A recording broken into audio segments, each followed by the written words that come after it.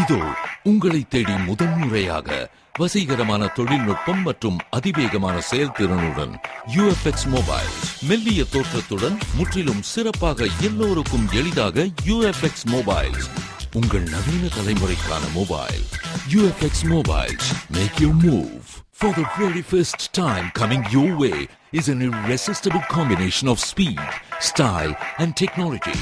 UFX mobiles, exceptionally sleek, totally advanced, and now the phone that everyone can afford to touch. Your next generation mobile. UFX mobiles, make your move.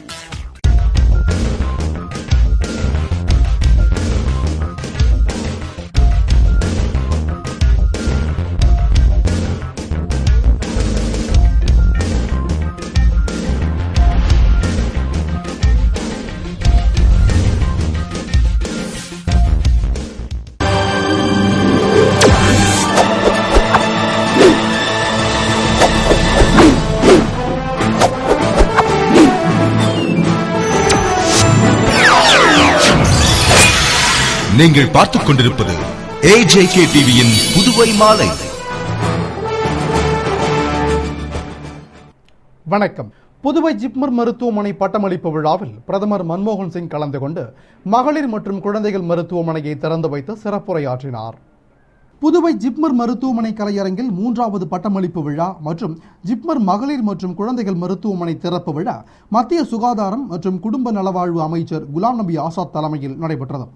விழாவில் ஜிப்மர் இயக்குனர் doctor Ravikumar வரவேற்று பேசிட, சிறப்பு விருந்தினராக பிரதமர் மன்மோகன் சிங் கலந்து கொண்டு மருத்துவ மாணவ மாணவிகள் 311 பேருக்கு பட்டமளித்து பாராட்டி பேசினார். மற்றும் இந்தியாவிலேயே 2026 படுக்கை வசதிகள் கொண்ட 342 கோடி ரூபாயில் கட்டப்பட்டுள்ள முதல் மருத்துவமனையான ஜிப்மர் மகளிர் மற்றும் குழந்தைகள் மருத்துவமனையை திறந்து வைத்தார்.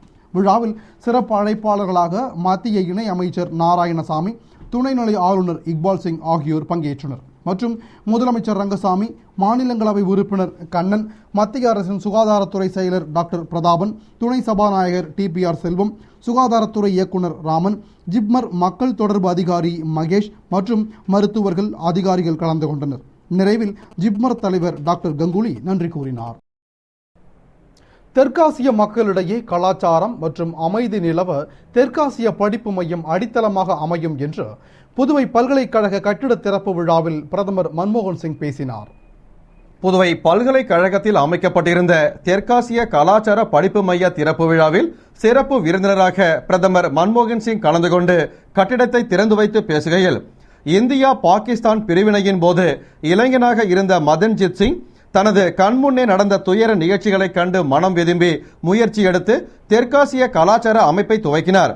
பலதரப்பட்ட வாழ்க்கை முறை கொண்ட தெற்காசிய மக்கள் ஒற்றுமையுடனும் அமைதியுடனும் வாழ வேண்டும் என்பதற்காக தெற்காசிய நாடுகளின் அளவிலான கூட்டுறவை வளர்ப்பதற்காக இந்த அமைப்பின் சார்பில் தெற்காசிய கல்வி மையங்கள் துவங்கப்பட்டு வருகிறது என்றும், தெற்காசியாவின் பல நாடுகளில் ஏற்கனவே ஆரம்பிக்கப்பட்டுள்ள நிலையில் தற்பொழுது புதுவையில் ஆரம்பிக்கப்பட்டுள்ளதாகவும், இந்த மையம் தெற்காசிய மக்களுக்கிடையே கலாச்சாரம், பண்பாடு, தொடர்பு, புரிதலுக்கு அடித்தளமாக அமையும் என்ற அவர், மேலும் உலகம் இப்பொழுது சிக்கலான காலத்தை சந்தித்து வருவதாகவும், ஐரோப்பிய நாடுகளில் நிலவும் பொருளாதார நெருக்கடியை பிராந்திய கூட்டுறவு மூலமாக அந்த நாடுகளின் அறிவார்ந்த தலைவர்கள் தீர்த்து விடுவார்கள் என நம்புவதாகவும், சார்க் மேம்பாட்டு நிதியம் மூலமாக சமூக ரீதியான திட்டங்களை செயல்படுத்த முடிவு செய்துள்ளதாகவும், குறிப்பாக உணவு, எரிசக்தி, பேரிடர் மேலாண்மை, சுகாதாரம் ஆகிய துறைகளில் தெற்காசிய நாடுகளுடன் உறுதியான புரிந்துணர்வு அவசியம் என்று சார்க் அமைப்பை உறுதியானதாகவும்,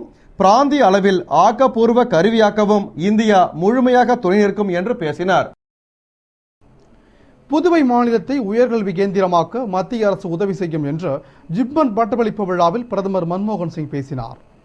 புதுவை ஜிப்மர் மருத்துவமனை பட்டமேற்படிப்பு விழாவில் கலந்து கொண்டு மாணவ மாணவிகளுக்கு பட்டங்களை வழங்கி மகளிர் மற்றும் குழந்தைகள் மருத்துவமனையை திறந்து வைத்த பிரதமர் மன்மோகன் சிங் பேசுகையில், உலக அளவில் ஜிப்மர் மருத்துவமனை முதன்மை நிறுவனமாக விளங்குவதாகவும், பிரசவத்தின் போது தாய்மார்கள், குழந்தைகள் இறப்பது வெகுவாக தற்போது குறைந்துள்ளதாகவும், தேசிய ஊரக சுகாதார திட்டத்தை மேலும் 5 ஆண்டுகளுக்கு நீட்டித்து அதேபோன்று தேசிய நகர்ப்புற சுகாதார திட்டத்தை துவங்க திட்டமிட்டுள்ளதாகவும் மருத்துவர்கள், செவிலியர்கள், ஊழியர்கள் பற்றாக்குறை சவாலாக உள்ளதால் மாநில அரசுகள் அதில் கவனம் செலுத்தி சுகாதார திட்டங்களை சிறப்பாக செயல்படுத்த வேண்டும். மேலும் மருத்துவ கல்வியை பொறுத்தவரை தற்போது தரமாக இல்லாததால் பாடத்திட்டத்தை மாற்றி அமைக்க இந்திய மருத்துவ கவுன்சில் நடவடிக்கை எடுத்து வருகிறது என்றும், கல்வியின் தரத்தை உயர்த்தி புதுவை மாநிலத்தை உயர்கல்வி கேந்திரமாக்க மத்திய அரசு உதவி செய்யும் என்றும், பிரெஞ்சு கலாச்சாரத்தின் ஜன்னல் என்று முன்னாள் பிரதமர் நேரு கூறியது போன்று புதுவை சிறப்பிடம் பெற்று விளங்குவதாகவும், கல்வி, சுகாதாரம் என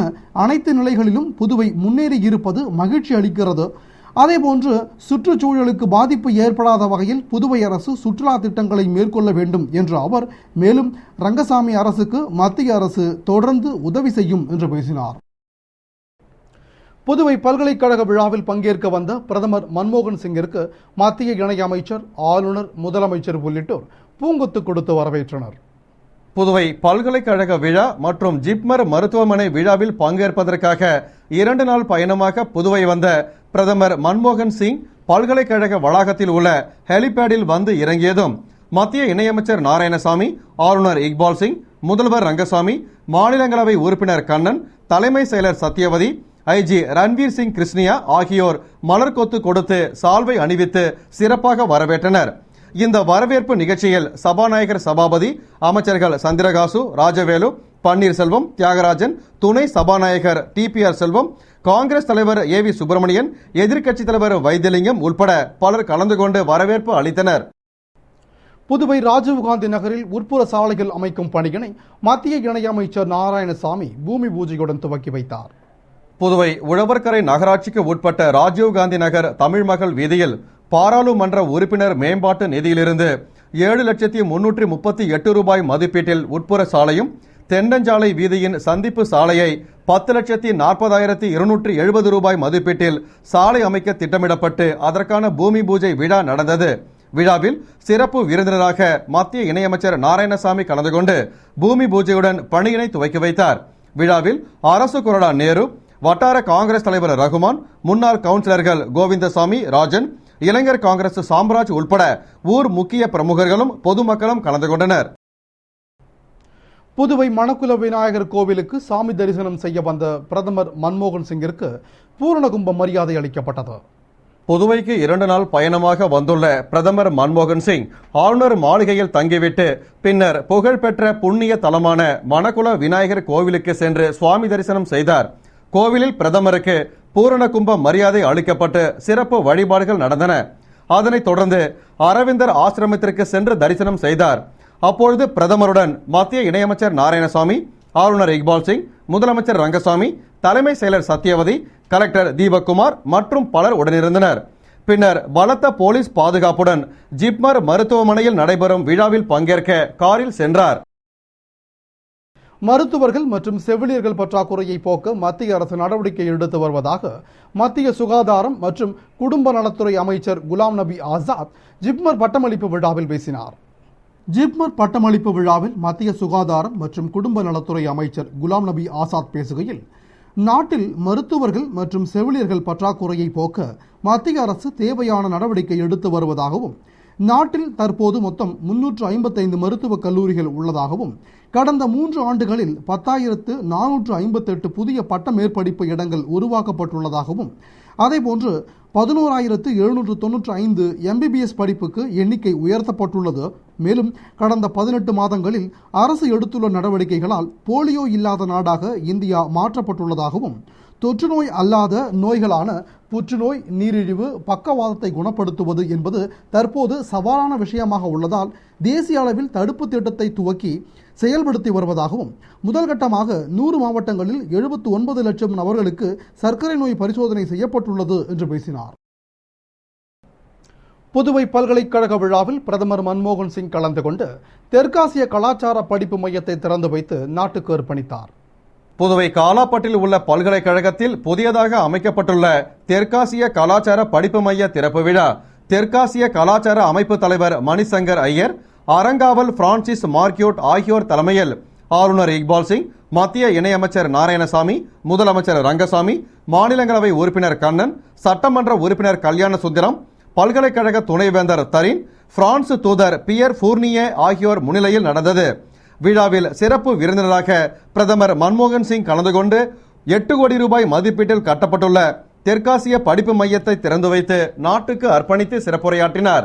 விழாவில் சபாநாயகர் சபாபதி, துணை சபாநாயகர் TPR செல்வம், அமைச்சர்கள் சந்திரகாசு, ராஜவேலு, பன்னீர்செல்வம், தியாகராஜன், மாநில காங்கிரஸ் தலைவர் AV சுப்பிரமணியன், எதிர்க்கட்சி தலைவர் வைத்தியலிங்கம், முதல்வரின் பாராளுமன்ற செயலர் வைத்தியநாதன், அரசு கொறடா நேரு, சட்டமன்ற உறுப்பினர்கள் வல்சராஜ், மல்லாடி கிருஷ்ணராவ், நமச்சிவாயம், தேனி ஜெயக்குமார், லட்சுமி நாராயணன், PR சிவா, தமிழ்ச்செல்வன், அசோக் ஆனந்த், முன்னாள் அமைச்சர்கள் ஷாஜகான், ஏழுமலை, ரோடியர் பஞ்சாலை தலைவர் பாலன் உள்பட பலர் கலந்து கொண்டனர். இந்தியா மற்றும் பாகிஸ்தானில் உள்ள மாணவர்கள் இரு நாடுகளிடையே சென்று படிக்கும் பிரச்சனையில் பிரதமர் தீர்வு காண வேண்டும் என தெற்காசிய படிப்பு மைய திறப்பு விழாவில் தெற்காசிய தலைவர் மணிசங்கர் ஐயர் பேசினார்.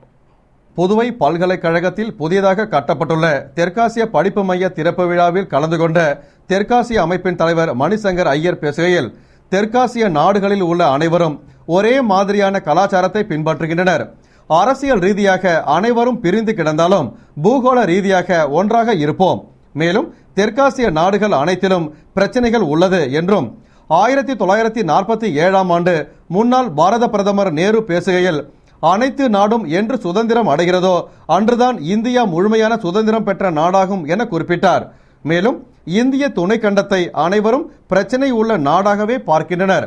எனவே அனைத்து பிரச்சனைகளையும் களைய சுமூகமான பேச்சுவார்த்தை மூலம் தீர்வு காண வேண்டும். மேலும் இந்தியா மற்றும் பாகிஸ்தானில் உள்ள மாணவர்கள் இரு நாடுகளுக்கு இடையே சென்று கல்வி கற்பதில் பாஸ்போர்ட் உள்ளிட்ட பிரச்சனைகள் உள்ளதால் இந்த பிரச்சனைக்கு பிரதமர் சுமூக தீர்வு காண வேண்டும் என்று பேசினார். இத்துடன் செய்திகள் நிறைவடைந்தன. வணக்கம்.